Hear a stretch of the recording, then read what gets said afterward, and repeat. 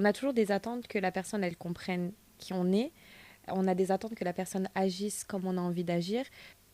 Et tes attentes, c'est ton job. C'est pas le job de la personne en face de remplir ses attentes. Ça, c'est ton propre job. Par contre, dans une relation, la personne en face doit respecter tes besoins. On m'a déjà dit, t'es capricieuse. Je suis capricieuse parce que je me respecte. C'est hyper intéressant.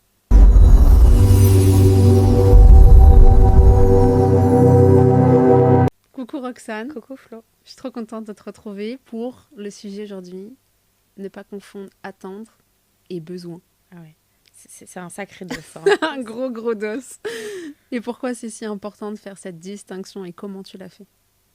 C'est hyper important parce que ça cause beaucoup de souffrance d'avoir trop d'attentes. Les attentes, c'est quelque chose que tu projettes vers l'extérieur. Et c'est humain, et moi la première, attention, encore une fois, on a toujours des attentes que la personne, elle comprenne qui on est. On a des attentes que la personne agisse comme on a envie d'agir, que la personne, elle comble nos besoins à notre place. Donc une attente, c'est projeté vers l'extérieur, et une attente, c'est silencieux, c'est quelque chose qu'on ne dit pas. Un besoin, c'est ce qui nous nourrit réellement. De quoi j'ai réellement besoin. Et plus tu vas apprendre à te connaître, plus tu vas comprendre tes besoins, et moins tu vas avoir d'attentes sur les personnes, et surtout tu vas être légitime de dire tes besoins à la personne. Et au final, confondre attentes et besoins, pour moi, ça vient mettre de la lourdeur dans les relations. Parce qu'on est déçu.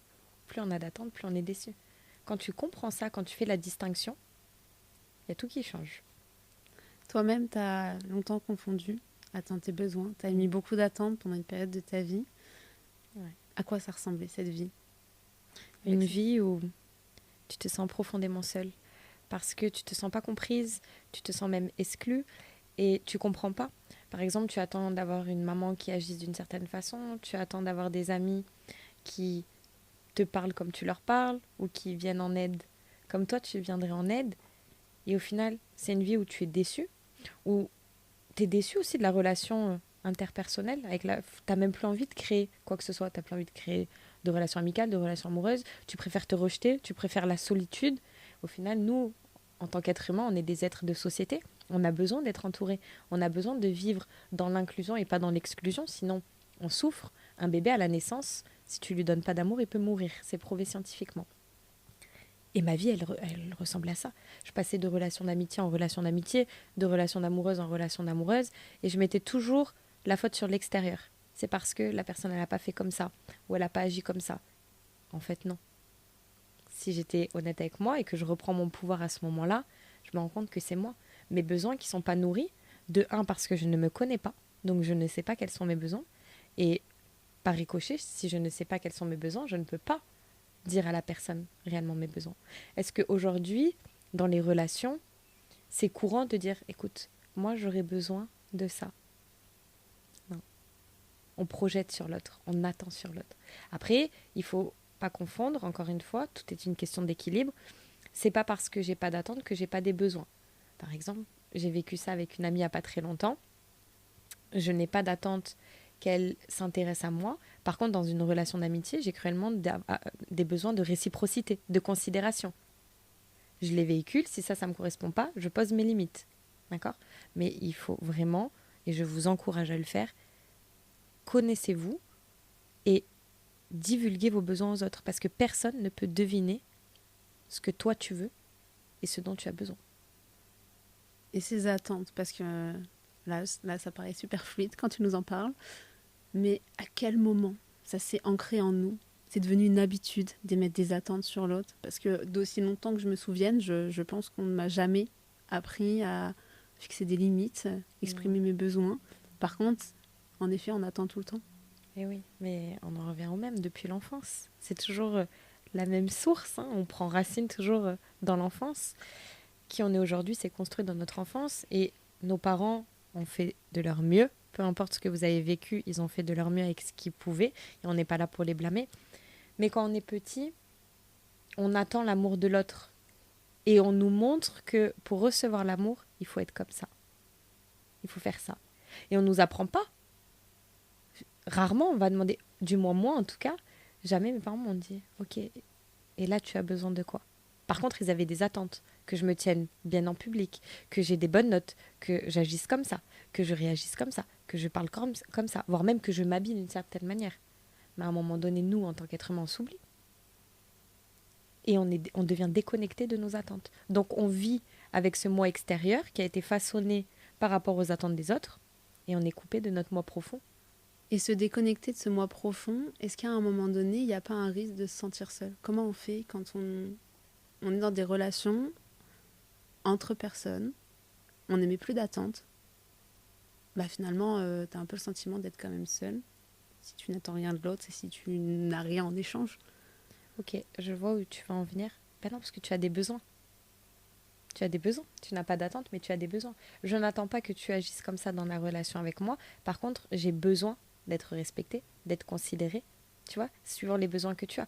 Donc, au contraire, ça te coupe de cette solitude. Parce que les besoins, ça vient, les attentes, nous, on est déconnecté, comme on dit, de notre moi profond. Mais on sait que la personne, le rôle qu'on joue au quotidien, n'est pas la personne qu'on est réellement. Et ce qui va se passer à ce moment-là, c'est qu'on va attendre. Donc nous, on va avoir un désamour de nous-mêmes, on va pas se comprendre, on va pas s'accepter, on va pas se respecter. Et on va demander à une tierce personne de nous aimer, de nous respecter, de nous comprendre et de nous accepter, de pas nous trahir. Alors que nous, on passe notre vie à faire ça. C'est malsain. Tu mets ton pouvoir à l'extérieur. Dès l'instant où ces attentes-là, tu les combles par toi-même, automatiquement, la seule chose qui va rester, c'est tes besoins. Et c'est hyper sain de véhiculer ses besoins. C'est hyper sain de dire à la personne, j'ai besoin d'eux. On a l'impression que quand on dit à quelqu'un, j'ai besoin de ça, c'est égoïste. Et souvent, même si la personne, elle veut combler nos besoins, nous, on dit, non, non, c'est bon. Je te prends un exemple. Tu as une amie qui est pas bien. Et tu lui dis, ok, ben, viens, je veux être là pour toi, parce que je sens que tu as besoin à ce moment-là profondément d'une épaule pour parler, je veux être là pour toi. Et la personne va dire, non, non, t'inquiète pas, pour pas déranger. Mmh. Reconnaître ses besoins, les dire et accepter que nos besoins soient comblés. Ce n'est pas être égoïste. Il y a 8 milliards de personnes sur Terre. Si la personne en face de toi n'accepte pas tes besoins, tu t'en vas. Et tes attentes, c'est ton job. C'est pas le job de la personne en face de remplir ses attentes. Ça, c'est ton propre job. Par contre, dans une relation, la personne en face doit respecter tes besoins. C'est deux points de vue différents et c'est deux façons différentes de les combler. Il n'y a pas meilleure solution que d'être déçu et de se sentir seul si tu mets des attentes irréalisables envers la personne. C'est impossible. La personne, elle n'est pas toi. Elle n'a pas ton vécu. Elle n'a pas ton prisme. Elle n'a pas ta vision de la vie. C'est pas possible. Et c'est quoi ce mécanisme justement de ne pas exprimer ses attentes, enfin ses besoins même plutôt?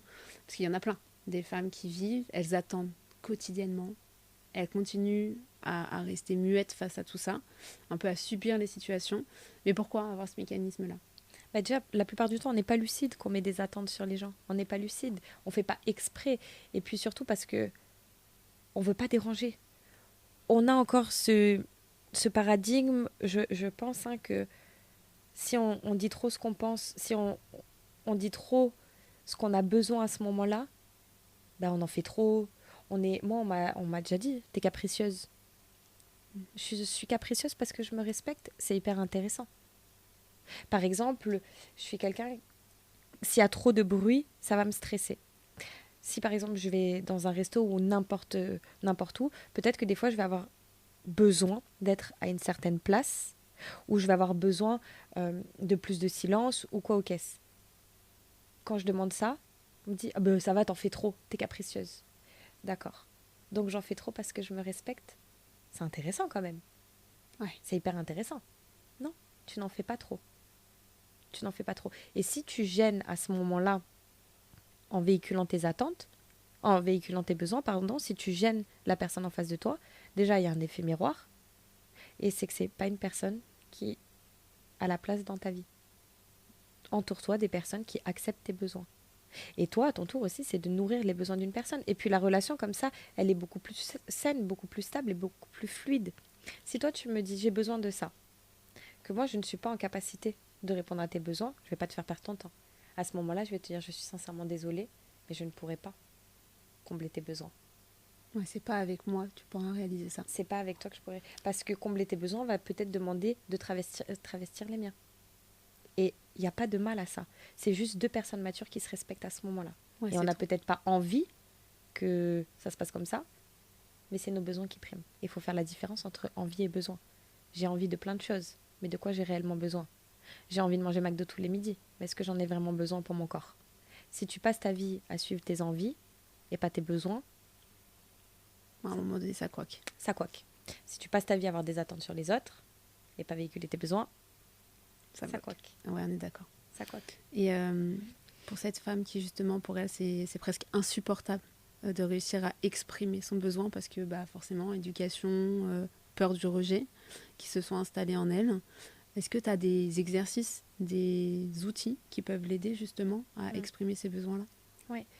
C'est d'autant plus insurmontable de vivre dans une relation où tu as plein d'attentes, déjà, chérie, parce que la relation où tu as plein d'attentes, tu vas être continuellement déçu. Tu vas être continuellement déçu. Donc, c'est de te poser. Et peut-être qu'au début, c'est un besoin qui va apparaître sur cette feuille. Et un jour, deux, et un jour, trois. Ne te mets pas la pression. Comme on dit, on n'est pas obligé de tout comprendre. Hein. C'est quoi tes besoins dans une relation? Si tout était possible, tu as besoin de quoi? Parce que j'en suis sûre que mes besoins et tes besoins sont différents.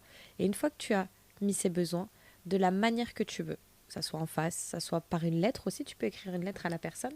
Moi, c'est ce que j'avais fait à mes parents. Voilà, de quoi j'ai réellement besoin. Parce que j'attends que tu changes. Si je te le dis pas, ça va pas le faire. Et d'avoir une discussion avec ces personnes-là, les personnes les plus proches de toi pour commencer, et de leur dire réellement, regardez de quoi j'ai besoin. Et tu vas voir que ça va apporter de la légèreté. Parce que, encore une fois, tu ne peux pas deviner, ma maman ne pouvait pas deviner ce que j'avais réellement besoin. Le jour où je lui ai dit, elle m'a dit, ah bon? Ah donc j'étais complètement à côté de la plaque. Moi j'ai pensé faire des choses pour te faire plaisir et oui, mais ça te faisait plaisir à toi. Moi en fait j'avais besoin d'autre chose. Tu sais, un enfant qui a été énormément gâté par ses parents, parce que les parents n'étaient pas présents, travaillaient beaucoup et qui a eu tous les cadeaux du monde. La maman elle va se dire, bah, j'ai comblé son besoin. Sauf que cet enfant il avait peut-être un besoin d'attention, un besoin de connexion, un besoin de sécurité, un besoin de communication. Et vu qu'on a des langages d'amour différents, que ce soit dans les relations amicales ou dans les relations amoureuses, il y a 5 langages de l'amour différents. Si tu ne connais pas ton langage et que je ne connais pas mon langage et que tu ne connais pas tes besoins et que je ne connais pas mes besoins, ça va être compliqué. Ouais, s'exprimer, finalement, c'est ce qu'on dit, c'est toujours la clé de tout, ne pas demander à l'autre de deviner. C'est ça. Et de là, tu penses sincèrement que on peut vivre sans aucune attente. Genre l'attente Non. zéro. Non, on C'est reste des possible. êtres humains. Ah voilà. On reste des êtres humains. C'est hyper important, bien entendu, que je te reprends l'exemple de mon ami. Tu vois ce que je veux te dire? Oui, j'ai besoin de considération, de réciprocité.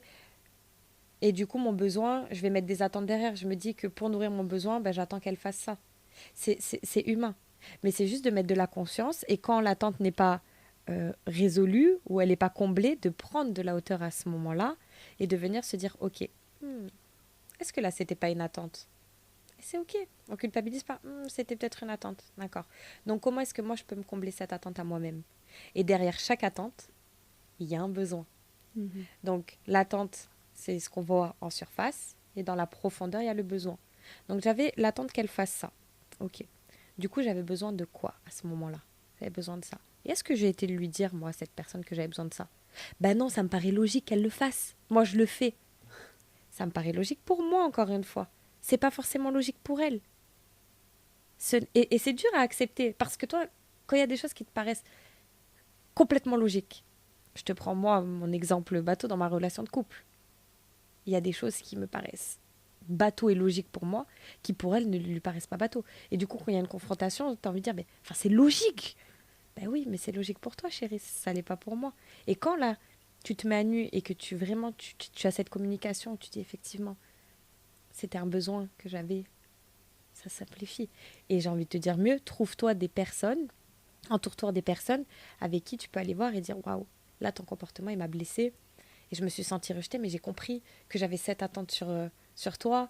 Et du coup, en fait, c'est ce besoin. Et la personne en face, au lieu de te rejeter, elle va te dire, ah ouais, hyper intéressant, d'accord, effectivement, ben, regarde, moi, j'ai pas agi comme ça parce que, ok, mais ok, pour ce besoin-là, on peut faire comme ça la prochaine fois. Et t'es d'accord qu'on mette en place quelque chose? Et là, t'as trouvé la meilleure des relations. Mais il y a un livre qui est intéressant, qui parle pas d'attentes et besoins, mais qui parle des relations. C'est Comment se faire des amis. Il est incroyable ce livre. Il est incroyable. Et je vous invite à le lire, clairement. Sans sponsor. Non, je ne suis pas sponsorisée. mais voilà. Bah, c'est ça, en fait, la clé pour cette femme-là qui est en train de nous écouter comme à son habitude et qui se dit ouais, mais c'est compliqué, c'est difficile, par où je commence Ton dialogue intérieur déjà, c'est challengeant. Et donc je pense que l'exercice de noter tes besoins, etc. De toute façon, ça s'apprend quotidiennement. Enfin, je pense que c'est quelque chose que tu es tout le temps en train de découvrir. Ton entourage, c'est quelque chose qui s'apprivoise finalement. Dis-moi si je me trompe. Forge. Et comme tu dis très bien, tes besoins, tu les découvres chaque jour. Et aujourd'hui, tu as besoin de quelque chose que tu n'auras pas besoin demain. Donc c'est beau. Je pense qu'on a fait le tour sur cette question dans laquelle on a été bien en profondeur et qui a apporté plein de réponses. Donc je te remercie Roxane. Merci. On se retrouve encore une fois la semaine prochaine pour ton nouveau podcast.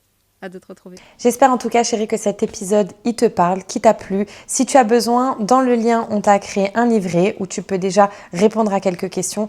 Je t'invite vivement à partager autour de toi ce podcast si tu penses à certaines personnes qui auraient besoin d'entendre ce message et puis à venir nous voir sur les réseaux sociaux, à parler avec nous, on est là pour toi. N'oublie jamais que tu es né pour rayonner et que tu peux réaliser la vie que tu veux. Fais-toi confiance, aime-toi et le reste suivra. On te dit à la semaine prochaine pour un nouvel épisode. Ciao, ciao!